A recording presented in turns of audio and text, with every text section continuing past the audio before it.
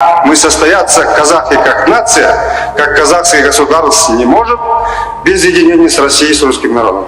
Я верю, что будет Россия единая, целая, сильная государственность, демократическая. С этой Россией будет и Казахстан. Чтобы не допустить развала Союза и партии, мы предлагаем незамедлительно решить вопрос о суверенитете республик.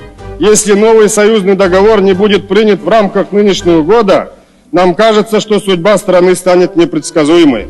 Нурсултан Назарбаев назвал пережитком Средневековья любые межгосударственные образования по национально-этническому признаку. Вы знаете, Казахстан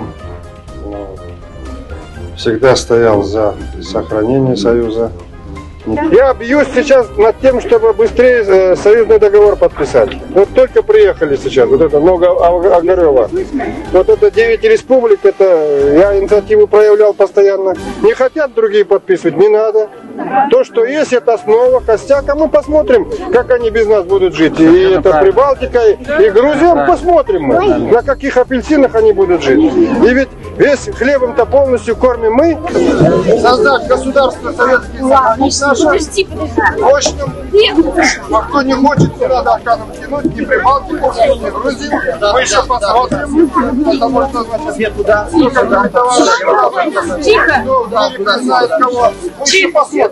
Казахстан своего слова не сказал.